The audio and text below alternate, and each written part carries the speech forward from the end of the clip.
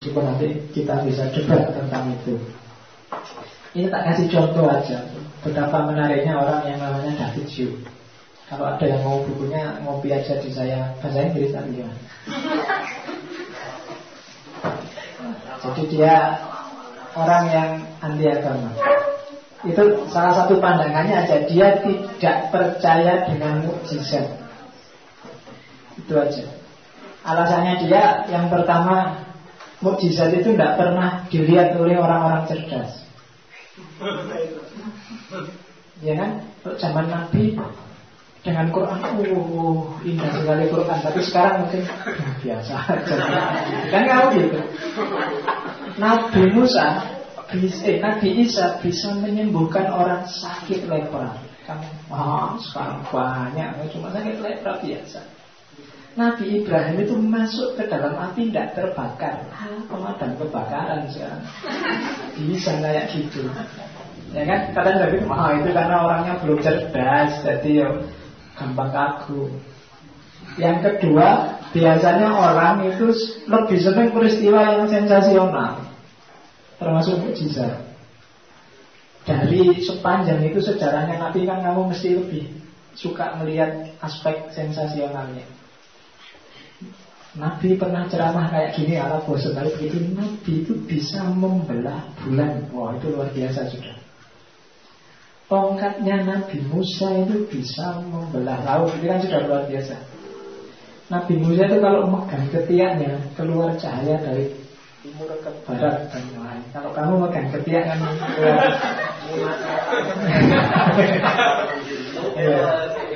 Ya coba nanti kamu coba, jangan-jangan kamu juga punya mukjizat.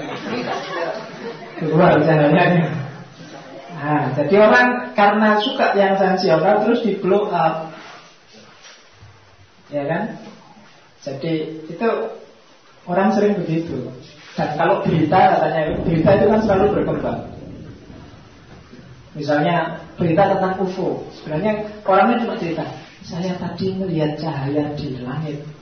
Terus beritanya, dia melihat UFO. Nanti temennya yang satu ganti lagi, dia melihat piring terbang. Yang satunya ganti lagi, dia melihat alien. Nanti yang terakhir bilang dia diculik alien. Padahal awalnya cuma lihat cahaya di langit, tapi beritanya terus berkembang jadi dia diculik alien.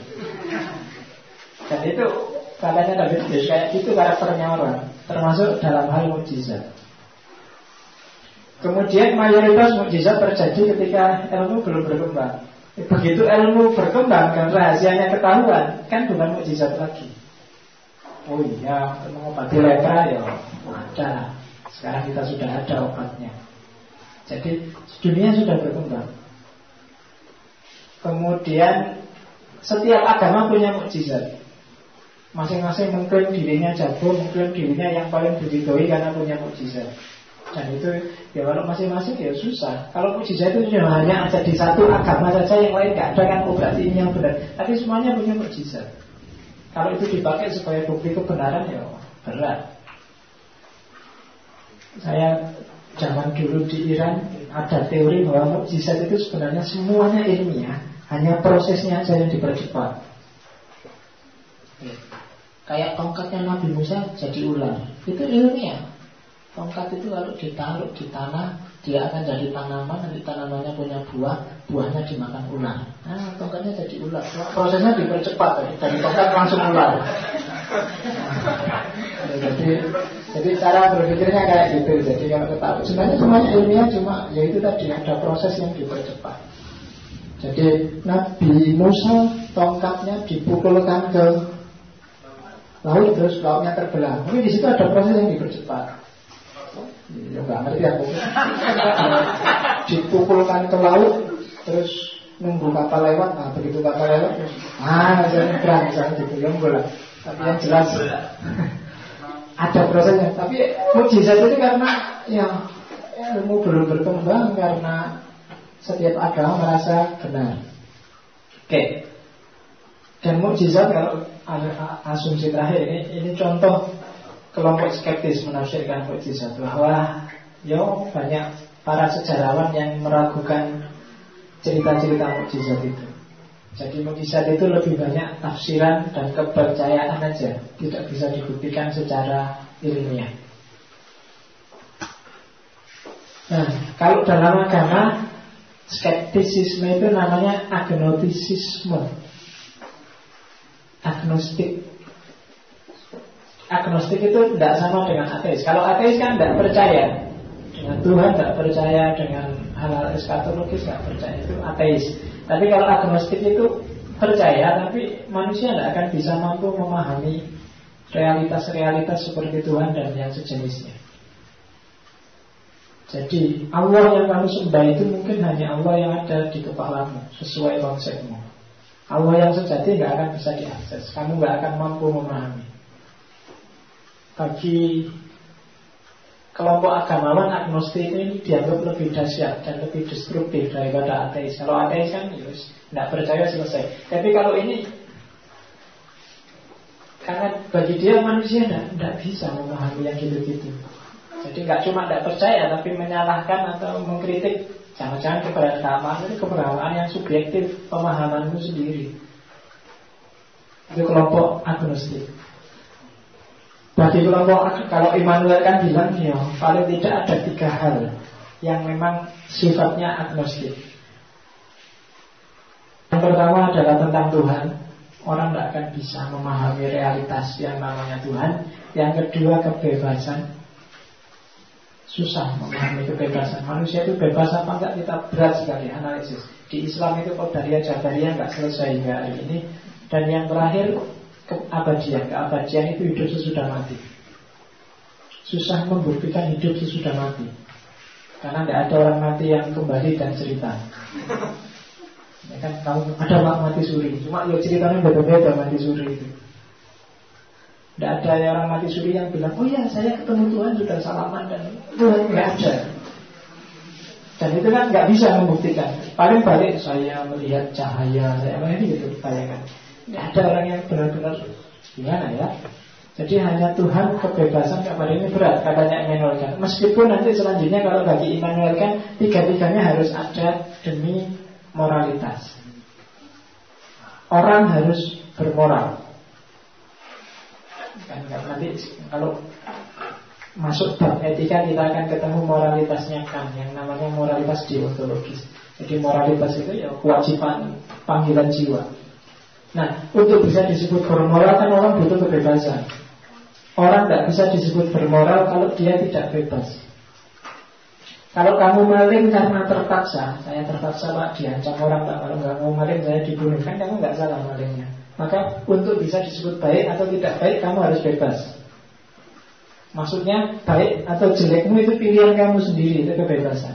Demi moralitas kebebasan harus ada. Nah, demi moralitas juga kalau ada kebebasan berarti hidup sesudah mati harus ada. Dalam rangka apa? Ya nanti orang yang secara moralitas baik akan dapat balasan baik, secara moralitas jelek akan dapat balasan jelek. Kalau hidup sesudah mati nggak ada, orang nggak akan mau bermoral. Kalau kamu misalnya kamu harus menghargai orang lain, kamu harus mau sedekah, terus gunanya apa? Saya kehilangan harta, ya besok dapat balasan baik. Tapi kalau nggak ada kok, besok habis mati itu ya selesai. Oh kalau gitu ya dipuas-puasin aja sekarang, nggak usah ya. Maka harus ada hidup sesudah mati. Tujuannya untuk pembalasan tadi. Dalam faktanya karena banyak orang yang moralnya baik tapi susah terus sampai meninggal. Ya kan?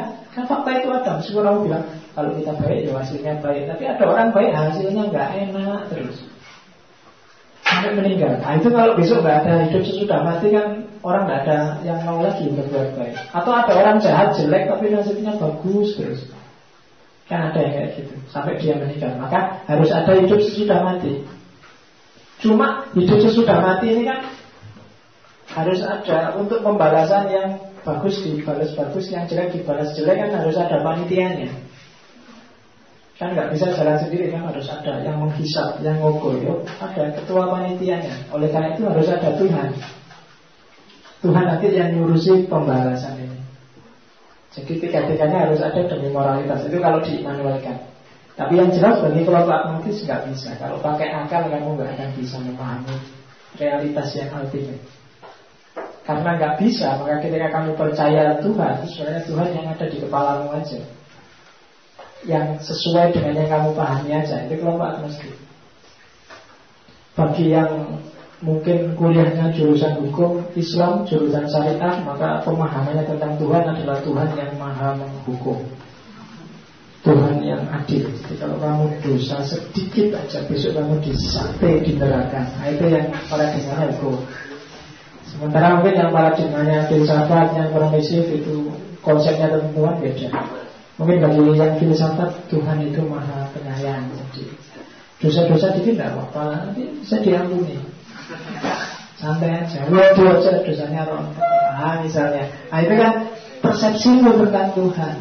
Tuhan yang sebenarnya ya tidak tahu. Maka bagi orang non bisa, berarti kamu tidak mungkin memahami Tuhan yang sebenarnya.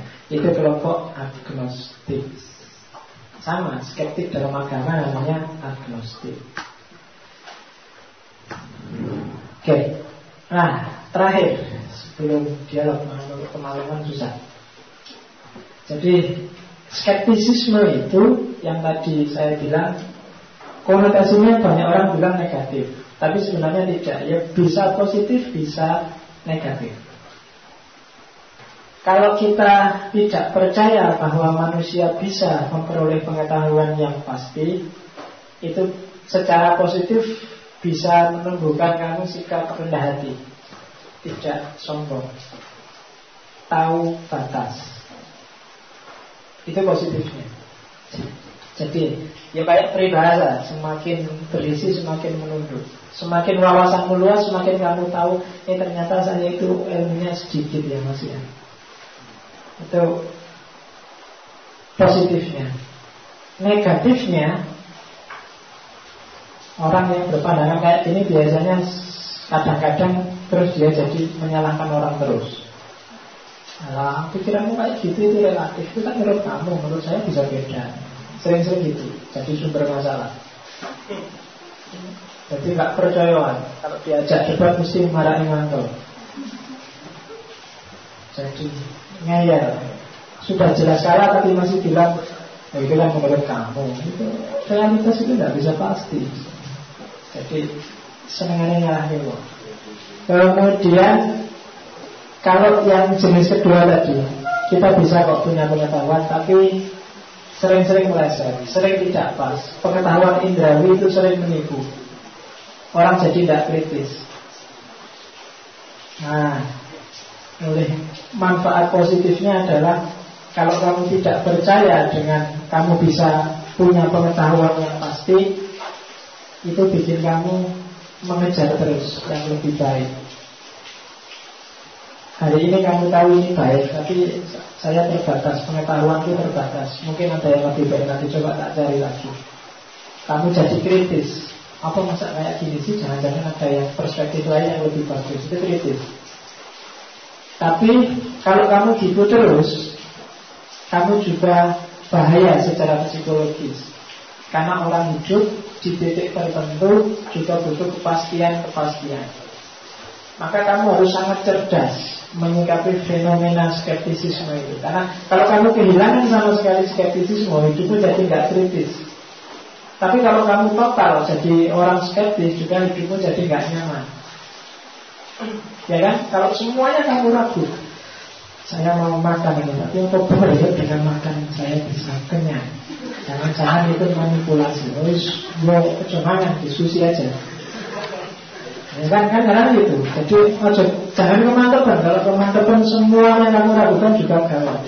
Ada titik-titik tertentu yang secara psikologis kamu harus yakin bahwa itu yang pas. Meskipun besok kalau kamu punya wawasan baru, yang kamu yakini benar itu mau kamu ganti karena kamu sudah dapat wawasan baru. Tapi di setiap titik kamu harus meyakini hal tertentu sebagai pasti. Ya untuk kepentingan praksis. Karena praksis itu kalau nggak ada yang kamu pastiin, kamu susah sendiri.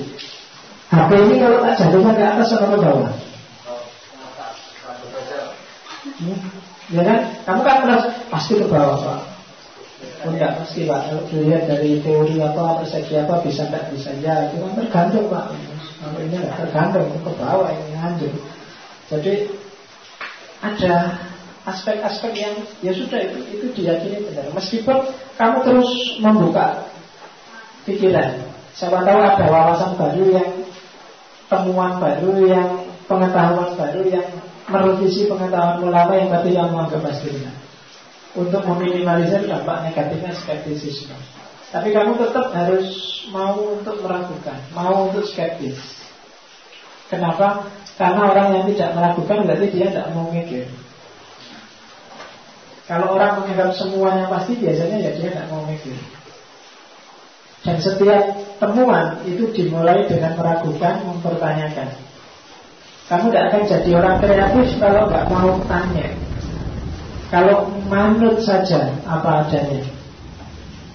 Mahasiswa yang cerdas itu bukan mahasiswa yang penurut. Kalau bikin makalah selalu menurut. Menurut Sokrates, menurut Nuvalis Majid, menurut Gadang. Oh, menurut terus. Mikir sendiri dong. Pertanyakan, jangan selalu menurut. Dan sejarah pemikirannya manusia itu adalah sejarah keraguan, sejarah skeptisisme, sejarah mempertanyakan untuk mencari kebenaran yang baru. Kenapa sih harus cari kebenaran yang baru, yang lebih pas, lebih kontekstual, lebih relevan? Karena manusia itu terbatas dan berubah. Ada kebenaran yang hari ini relevan tapi besok tidak relevan lagi. Waktu kamu SD, kamu dikasih bapakmu uang 1.000, mungkin senangnya setengah mati. Tapi sekarang kamu dikasih uang 1.000, aduh Pak, 1.000 buat ke kamar kecil atau sekarang 2.000. Kalau cuma dikasih 1.000 tidak bisa kencing saya. Kan gitu. Jadi dinamis, realita itu dinamis. Kalau kamu kecil yang ngertinya dikasih 1.000, dikasih 100.000, mungkin kamu bingung. Kebenaranmu kan paling, kalau hari ini urusan uang, mungkin kebenaranmu kebenaran ratusan ribu atau jutaan. Kalau kamu dikasih miliaran juga bingung ya. Kamu tiba-tiba dapat uang 50 miliar dari Lutfi Hasan misalnya. Kamu juga mesti bingung buat apa. Masih belum relevan untuk hidupmu. Kamu mau levelnya masih level gimana? Ya, jadi 50.000 lah paling. Ya ini lah 5.000, 50.000, sejenis-jenis itulah. Karena sudah levelnya gitu kan. Jadi masih belum konteksmu. Jadi kamu nggak usah membayangkan sesuai levelmu lah. Jadi kebenarannya saksikan aja. Kamu dikasih istri cakep kayak artis juga mungkin gak level. Kamu malah susah loh. Kamu kan kalau lihat TV, wah sebenarnya saya punya istri kayak gitu, nggak jamin. Kalau kamu punya istri kayak gitu beneran, mungkin kamu tambah kurus. Kamu bayangannya kan seneng, tapi saya gak yakin. Mungkin kamu tambah stres setiap hari. Kalau istrinya keluar kamu gak bisa tidur, gak bisa, jangan-jangan dikodaminya. Susah. Kalau pengen apa, jangan cari yang cakep-cakep. Iya kan, cirinya itu. Karena cantik itu tidak awet. Cantik itu kalau mudanya cantik, tua mesti jadi jelek. Tapi kalau jelek itu awet. Jelek, jadi jangan cari yang menipu, cari yang konsisten aja. Jadi awet mesti, mudanya jelek, tuanya ya tetap awet mesti. Istiqomah. Kalau yang satu kan mudanya cepat, tuanya mesti jadi jelek. Makanya kamu jangan cari yang nyari yang aja konsisten. Jadi kamu nggak ngakak. Ya. Dan nggak banyak makan pikiran. Loh iya, ayo kamu punya pacar cakep, nggak ketemu sehari 2 hari aja kamu mesti aduh jangan-jangan digodani. Nanti kalau jelek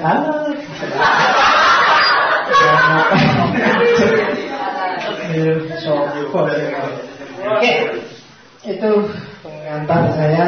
Masih ada waktu sekitar 20-30 menit untuk kita dialog tentang skeptisisme. Silakan tanggapan, pertanyaan. Hari ini sudah skeptis, minggu depan kita masuk ke common sense dan epistemologi sosial.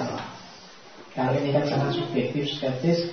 Besok masuk ke kebenaran umum. epistemologi sosial seperti apa di sini. Kalau ini sudah selesai, nanti kita lihat atau sudah saatnya kita masuk ke logika. Oke, silakan datang pertanyaan. Ngerti enggak? Ini materinya sudah mulai agak mendalam, saya bilang agak mendalam sehingga ngajinya juga masuk ke dalam. Ya. Ya, saya skeptis ini menarik, pertama itu mahasiswa atau aktivis kebanyakan saya melihat mereka itu skeptis, tapi terjebak pada skeptis yang negatif. Ini yang bermasalah, ini ada lurus-lurus bulannya. Nah, menurut trik saya atau menurut saya, apa itu? Apakah harus ketika orang seperti ini harus lepas skeptis itu dihilangkan, atau skeptis ini nanti bagaimana mengarahkan ke yang positif? Masalahnya banyak. Aktivis yang saya lihat bermasalah itu rata-rata memiliki karakter skeptis begitu. Tapi yang negatif skeptisnya itu yang jadi masalah.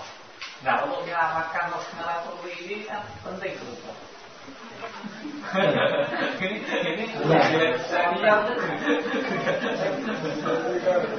Secara praktis kamu harus skeptis, tapi jangan apatis. Jadi skeptis yang kritis, meragukan secara kritis itu kamu punya parameter-parameter kebenaran. Jadi tidak total nihil. Jadi skeptis yang apatis itu pokoknya kalau DPR mesti jelek, itu apatis. Kamu harus punya parameter-parameter, misalnya DPR itu jelek menurut saya. Kalau dia begini, kalau dia begitu, syaratnya 1, 2, 3, 4, 5 ini jelek. Kalau memenuhi 1, 2, 3, 4, 5 ini bagus. Itu untuk menghindari biar kamu tidak apatis. Boleh kamu tidak suka dengan DPR, tapi yang tidak memenuhi 5 syarat ini, itu namanya punya parameter. Jadi jangan asal tidak suka atau asal suka. Asal suka dan percaya 100% itu nanti jatuhnya apologis atau dogmatis. Asal tidak suka itu kadang-kadang jatuhnya adalah apatis. Jadi apatis. Ini dari siapa? Dari PKS. Enggak. Kalau PKS itu jelek, nah itu apatis sudah. Tidak percaya lagi. Barat apatis, kalau Islam mesti teroris, itu sudah apatis. Kalau demo mesti susah, nyusahin orang. Apa sih gunanya demo? Orang sudah mulai apatis terhadap demo. Nah, biar tidak apatis apa? Kamu punya parameter, punya perangkat untuk menurut saya yang baik itu yang gini, yang jelek yang gini. Nah, itu kritis juga. Kamu punya kerangka berpikir, tidak total anti atau total setuju. Jangan gitu. Nah, kalau aktivis itu pokoknya penguasa ya dianggap jelek. Nah, itu berarti dia nggak punya parameter. Dia harus punya konsep. Menurut saya penguasa yang bagus dia harus A, B, C, D. Sementara yang jelek cirinya A, B, C, D. Begitu saya melihat penguasa punya ciri jelek, ya tak gugat. Tapi kalau ternyata cirinya bagus, oke, saya tak dukungkan gitu. Itu untuk menghindari apatisme yang negatif. Caranya begitu. Ada lagi? Pak, kalau mau nanya ini dulu, ada indikasi bahwasanya tepat itu bisa itu bisa dipertanggungjawabkan mungkin dari lulusan sejarah pengetahuan sejarah yang bersama. Karena kan kalau kita kembalikan pada dia sebagai seorang nabi, Lukman pun tidak ada satu riwayat kebanyakan dia nabi. Ya mungkin. Oke. Kalau ada waktu enak ya kita bahas itu. Ini ada bukti sebenarnya.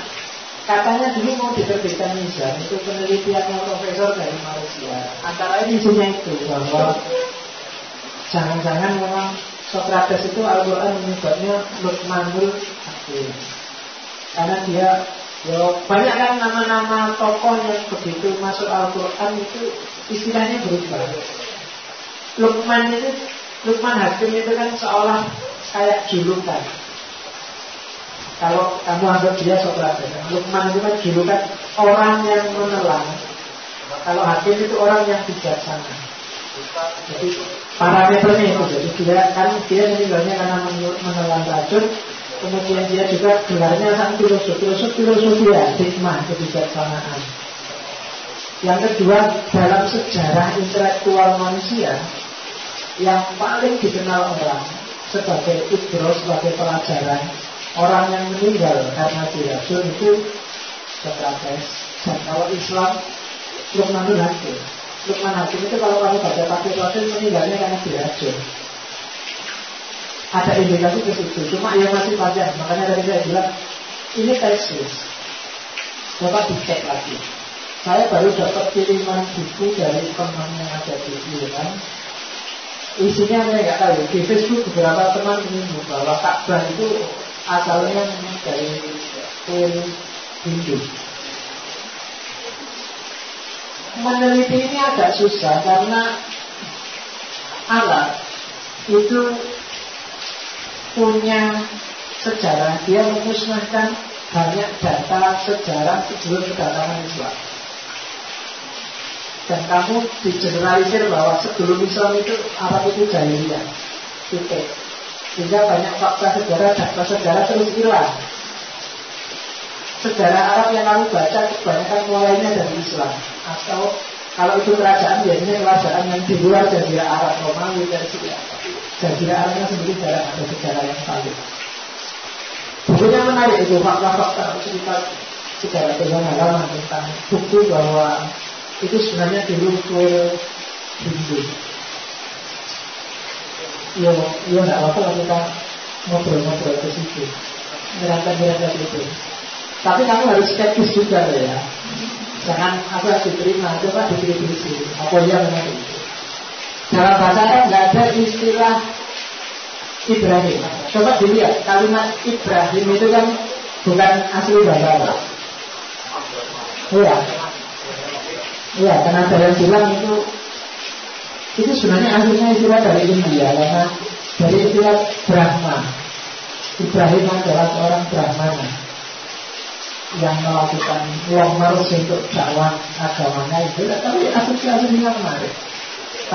Dan Arab itu zaman itu adalah salah satu daerah yang berada dalam kekuasaan India. Karena di Arab itu ditemukan semacam transkripsi itu tulisan tinggalan dari seorang raja dari India.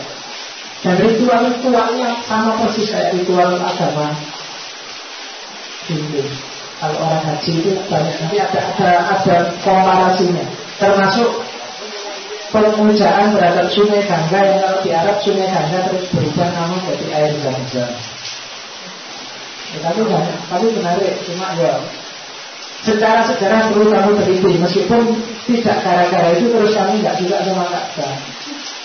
Karena memang ya nggak apa-apa, meskipun dari Hindu juga nggak apa-apa, tapi kan sekarang sudah identitasnya sudah dari Islam. Sama, banyak hal yang sebelum Islam datang itu sudah ada, dan Islam datang tetap dipakai, cuma muatannya kan ganti, tidak lagi muatan agama sebelumnya. Haji itu sebelum Islam ada, tapi kan ketika Islam datang hajinya tetap ada, tapi muatannya kan ganti. Jadi kamu tidak perlu takut untuk belajar, jangan-jangan memang itu aslinya dulu boleh gitu. Dipelajari aja, nggak ada jeleknya. Arab itu satu daerah taklukan India namanya Arpastan. Arpastan itu artinya daerah tempat kuda, jadi semacam daerah tempat peternakan kuda. Kalau bahasa India namanya Arpastan. Kalau orang zaman itu susah menyebut huruf V, sehingga terus jadi Arpastan. Arpastan terus transformasi jadi Arab. Tapi buku itu menarik karena kalau kayak orang Jawa logikanya adalah logika otak atik gadok. Jadi, oh iya kok pas ya, kok pas. Sama kayak penelitian terbaru bahwa Candi Borobudur itu yang membangun adalah Nabi Sulaiman. Beli aja dulunya, saya 3-4 bulan yang lalu beli itu, cuma karena ngomong fakta. Kalau secara logika sih nyambung-nyambung aja. Cuma apa faktanya begitu ya susah. Karena waktu bangun Borobudur kan nggak ada kameramen, nggak ada tiduran, nggak ada metro itu, jadi susah. Kalau fakta disambung-sambung kan bisa aja. Tapi keyakinannya pasnya kayak gimana ya bisa. Termasuk Kabupaten Sleman, tidak ada bahasa Jawa Sleman itu. Sleman itu adalah nama dari Nabi Sulaiman di negara orang Jawa, terus jadi Sleman. Iya, banyak, coba cari bukunya. Atau kalau males beli buku, pinjam di saya nanti kopinya berapa kok. Biasanya kan gitu, senangannya waktu. Iya. Tadi kan kita bicarakan bahasanya grafik view itu memiliki teori industri. Iya, industri. Sementara ketika kita lihat grafik view industri mukjizat, makanya di situ banyak teori industri. Jadi namanya ketika malaikat mukjizat adalah setiap agama dan setiap agama mempunyai mukjizat agamanya. Maka tidak bertentangan. Iya, justru bisa di situ sehingga dia tidak percaya dengan mukjizat karena sangat variatif. Di sini ada, di sini ada, di sini ada. Kalau induksi kan terus disimpulkan. Kalau dia tidak mau menyimpulkan secara induksi, ada banyak dan macam-macam berarti nggak ada satu pun yang benar. Karena pada apakah yang sebetulnya industri juga Pak? Apanya? Dia punya pada industri tapi dia menerapkan logikanya dia logikanya bukan. Enggak. Ini dia ada maksudnya ada mukjizat. Jadi kesimpulannya nggak ada itu mukjizat mutlak. Mukjizat itu relatif pada Allah. Enggak, dia bukan nggak ada mukjizat relatif, tidak ada mukjizat itu. Jadi dia tidak menyimpulkan terus mukjizat itu relatif, tidak. Mukjizat itu tidak ada. Itu bikinan kelompok akal lawan subjektivitas penganut agama. Ya nalarnya tidak itu. Kalau induktif itu kan ini beda terus disimpulkan secara umum kan. Enggak, ini tidak disimpulkan, berarti tidak ada. Kalau memang ada Tuhan benar, dia akan di agama yang satu dikasih mujizat terus, karena yang ini salah nggak usah dikasih mujizat. Tapi buktinya ya semuanya mengklaim ada mujizat, berarti nggak benar, berarti nggak ada mujizat. Hanya orang-orang yang tidak cerdas dan nyari sensasi kan itu dari argumen yang atas ini. Tidak pernah dibuktikan oleh orang yang cerdas dan orang suka yang sensasional, berita sepenggal bagi segala. Orang cuma bilang lihat cahaya, terus kamu bilang dia habis lihat UFO. Orang cuma bilang dia habis lihat UFO, kamu bilang dia lihat piring terbang. Orang cuma bilang piring terbang, kamu bilang dia habis lihat alien. Orang bilang alien, kamu bilang dia habis diculik alien. Bohong, tapi cuma lihat cahaya. Itu yang dia bilang, tidaklah secara empiris tidak mungkin ada mukjizat.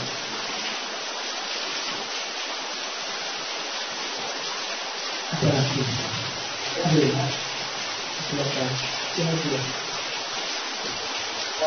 Pertanyaan Mas yang pertama itu kan masalah seperti.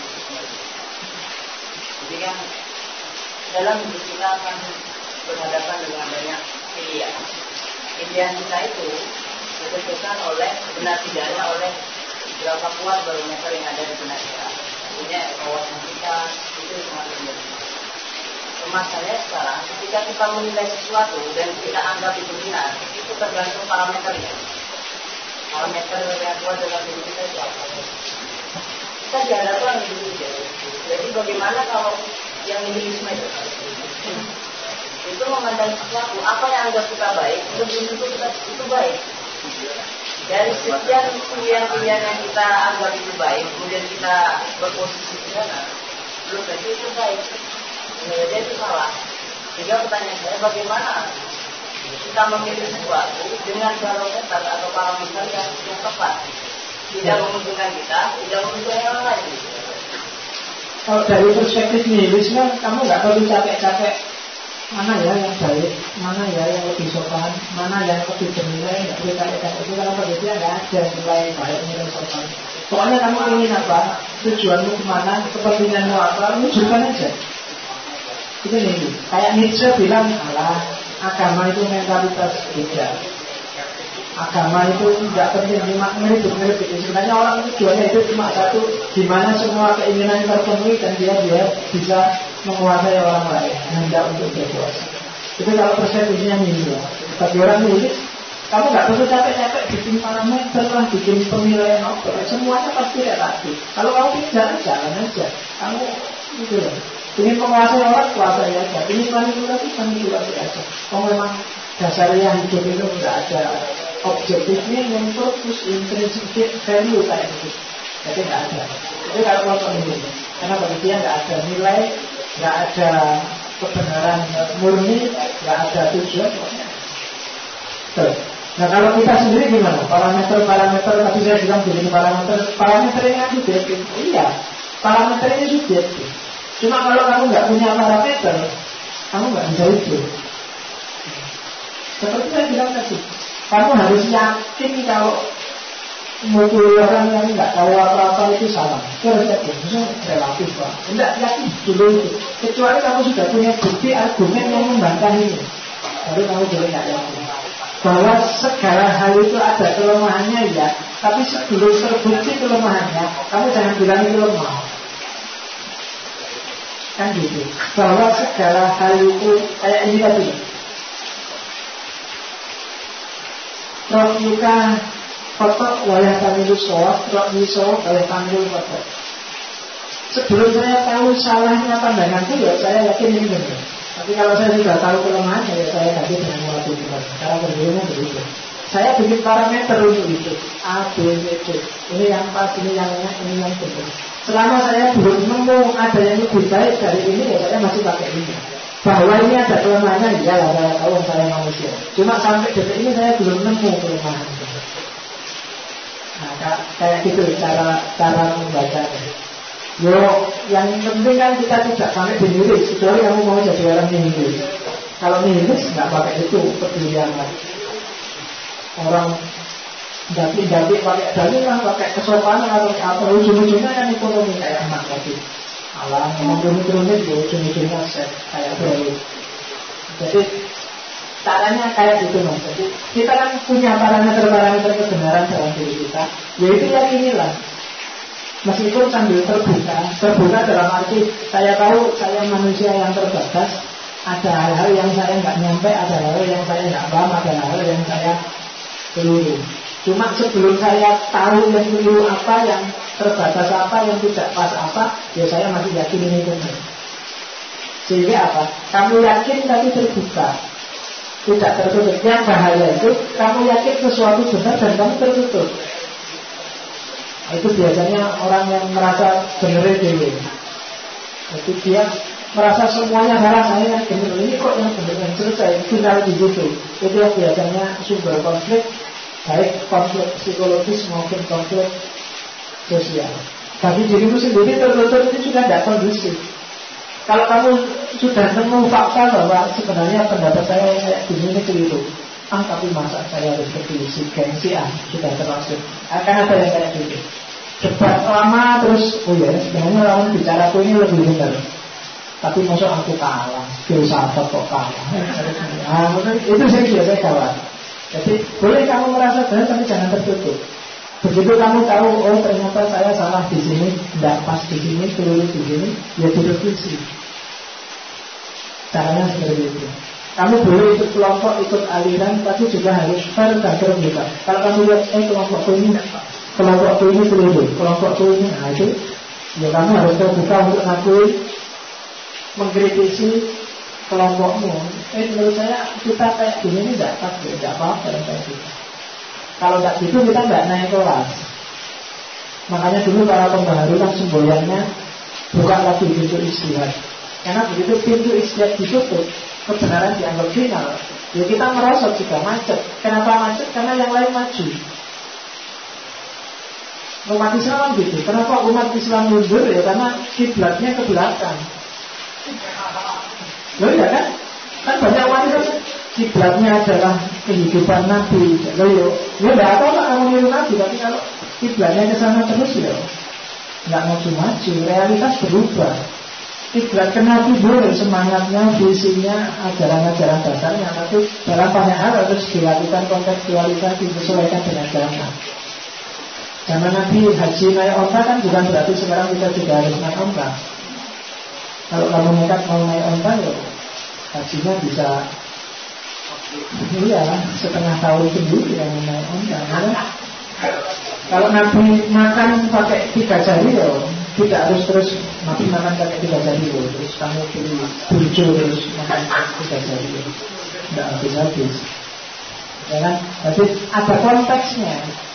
Yang itu, kalau gini sebenarnya itu benar, cuma sekarang sudah tidak relevan lagi. Perlu ada modifikasi dengan zaman misalnya.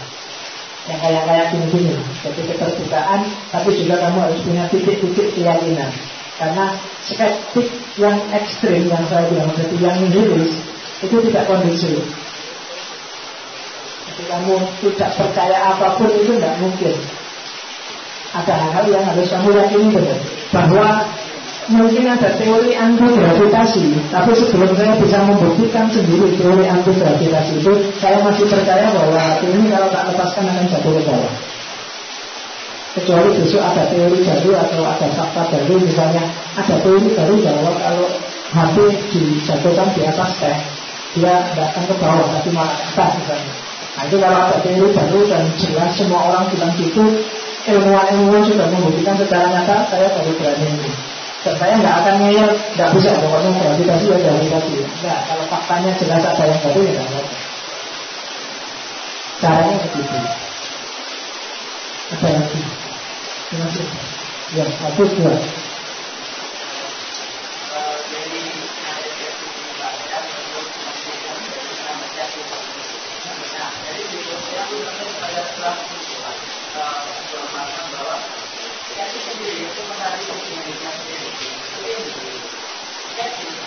Beranggapan bahwa tidak ada suatu kebenaran yang mutlak, tidak ada yang benar sama itu diragukan, jauh keraguan. Saya bisa tidak berkata seperti ini. Tidak ada dari kebenaran yang mutlak, itu diragukan, itu tidak pasti, itu diragukan. Nah, saya berkata seperti ini. Saya berkata bahwa tidak ada suatu yang benar dan mutlak. Kita sekarang menurut saya sendiri. Kita tidak bisa berkata bahwa dan berkata bahwa benar tidak mutlak, tapi tidak bisa yang lain. Saya berkata benar tidak mutlak itu teman dari kami.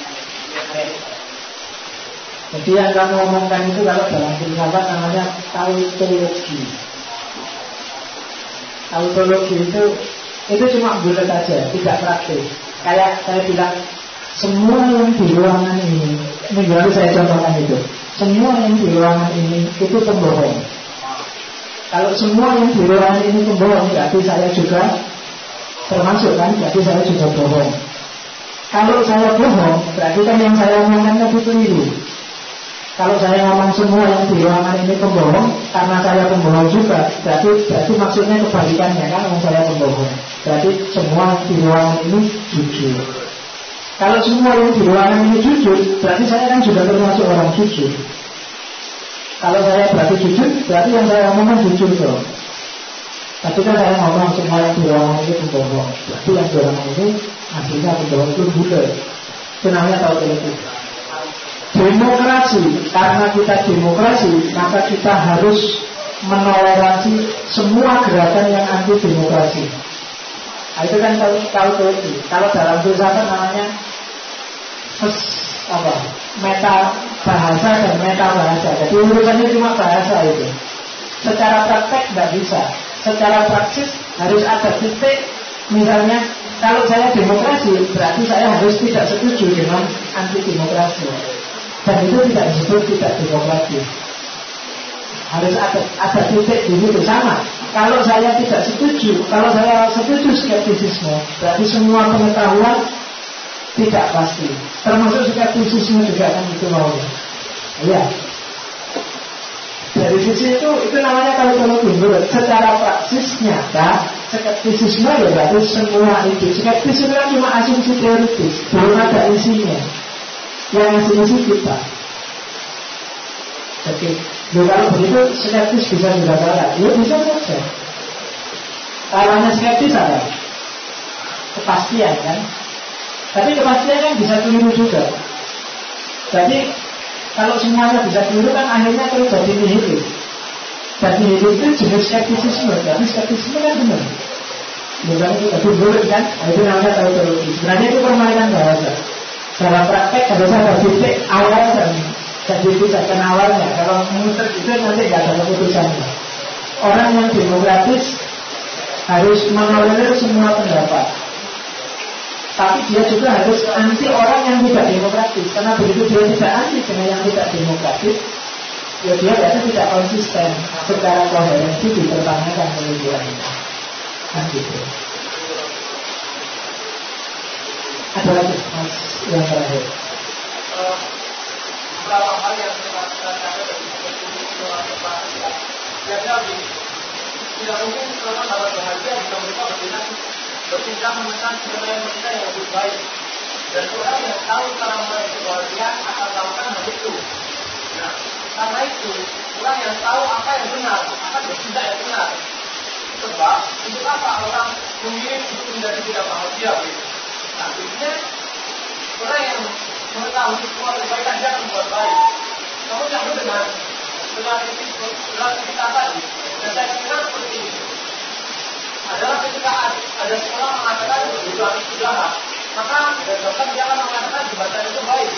Namun bagaimana jika jumlah itu tak pernah ada? Akankah jembatan itu dari akan dikatakan baik? Nah, seperti sama halnya dengan hitam dan putih. Orang mengatakan untuk apa ada hitam di bawah itu menyenangkan begitu. Namun kita balik lagi untuk apa? Apakah ada yang tidak ada? Ini kan hamba begitu. Nah, ini kan semuanya kedua sesuatu yang berlain belakang itu adalah satu kombinasi. Artinya kan di sini Tuhan seolah-olah berada pada benar dan salah. Nah, jangan-jangan yang tadi kita katakan benar dan salah menurut manusia itu berbeda dengan Tuhan. Caranya begini. Kita dijawab memanggil orang di rumah itu dengan menggunakan mas pokok misalkan. Tapi orang di barat tidak memakai itu, menggunakan sendiri. Nah ini kan seolah ada salahnya kita katakan sama pria seperti itu. Nah, jadi apakah Tuhan itu lawan atau kawan? Namun saat kita berada pada tempat di dalam mencoba lebih bijaksana, kita dikatakan itu kita. Anggapannya pertanyaan dari kebiasaan saya ya. Kamu sehingga aku lebih mengambil jadi gini, saya ngomong Sokrates ini. Jadi yang awal maunya Sokrates itu punya satu jargon dalam hidup. Bahasa Yunani kalau dibaca Gnosis After. Bahasa yang kalau bahasa Indonesia itu artinya tidak tak tuliskan.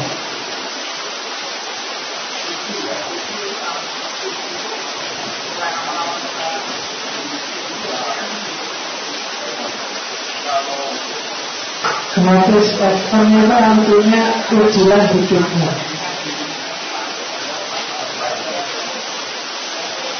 Maunya Sokrates, kita jangan mau hidup yang tidak kritis.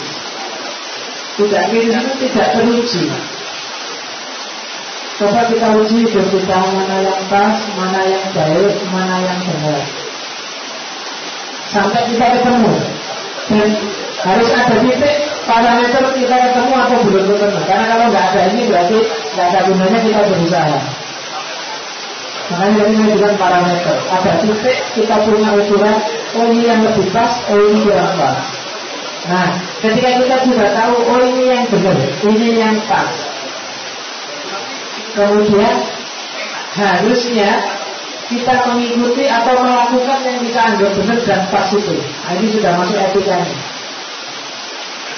Kalau kita nggak melakukan yang kita anggap benar, itu berarti kita bodoh.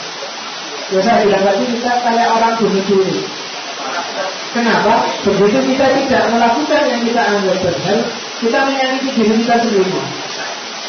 Kita akan, kalau bahasanya kalimat, kita akan terasing dari diri kita sendiri.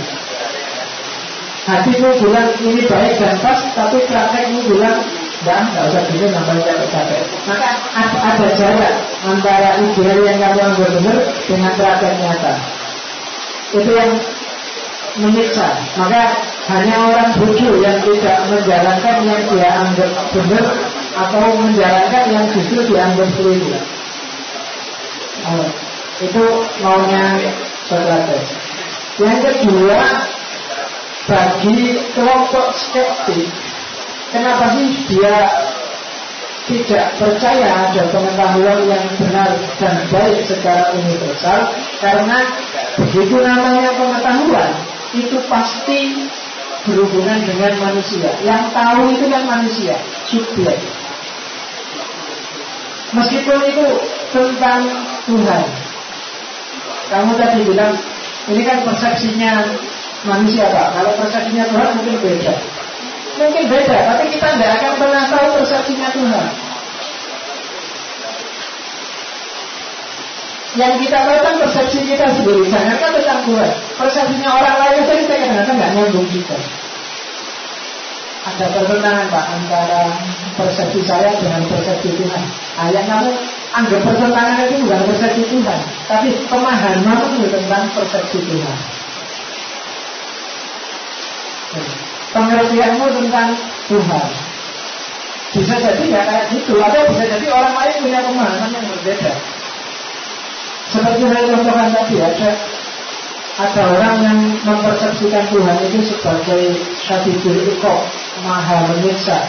Maka dia beragamanya penuh ketakutan. Yang kelihatan di matanya hanya neraka. Bayangannya Tuhan itu selalu melotot dari atas melihat ke bawah. Jangan-jangan kami salah, kalau satpam. Ada juga yang mempersepsikan Tuhan sebagai zat yang tenang aja. Tuhan itu maha pemurah, sangat sayang pada kita. Santai aja, salah itu juga tidak apa-apa. Ini minta ampun selesai, aman. Kamu mau apa? Ada yang bersedia. Tuhan yang benar kayak gimana? Kayak katanya orang Gnostik tadi. Yang benar dan universal. Kalau itu berhubungan dengan pengetahuannya manusia, tidak akan tercapai.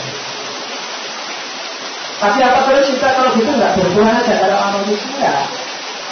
Makanya saya bilang tadi, boleh kamu mempersepsikan Tuhan maha penyiksa sesuai parameter-parametermu sendiri, sementara yang lain mempersepsikan Tuhan maha penyayang sesuai parameter-parameternya dia sendiri. Sejauh kamu tidak tertutup. Tidak tertutup berarti apa? Kamu selalu siap dapat wawasan baru, dapat masukan baru, untuk kamu mengejar semakin dekat ke arah kebenaran yang lebih pasti. Apakah bisa namanya pasti? Tidak bisa, karena manusia terbatas. Tapi semakin mendekati kepastian bisa. Semakin mendekati universalitas bisa. Mulai zaman Yunani sampai hari ini, itu kan orang wawasannya semakin tambah, kebenarannya juga semakin dalam, semakin luas, selalu begitu. Jadi pikiran-pikiran orang zaman Yunani mungkin kadang-kadang terdengar lucu, tapi di zaman itu sudah luar biasa. Tapi orang kan semakin berkembang. Jadi hari ini semakin kompleks. Kalau kamu membaca pikiran orang masa lalu dengan hari ini, mungkin kamu ketawa. Bisa ya pikiran itu? Kadang-kadang gitu. Karena memang ini human business, berurusannya manusia. Jadi kamu tidak perlu gelisah dengan skeptis atau tentang bedanya apa ya, pengetahuan manusia ada pengetahuan Tuhan. Tidak semuanya pengetahuanmu. Pengetahuan Tuhan menurut kamu kalau itu pengetahuan Tuhan. Iya. Kalau masalah tadi, ini untuk perkembangan buat malam-malam nama. Jadi kita meyakini bahwa ini benar dan kita melakukan hal yang menurut kita benar. Namun kita bahwa berpendapat lain. Nah, ini kan kita dibunuh. Ini kan kita pasti akan dibunuh orang-orang lain, orang-orang kita.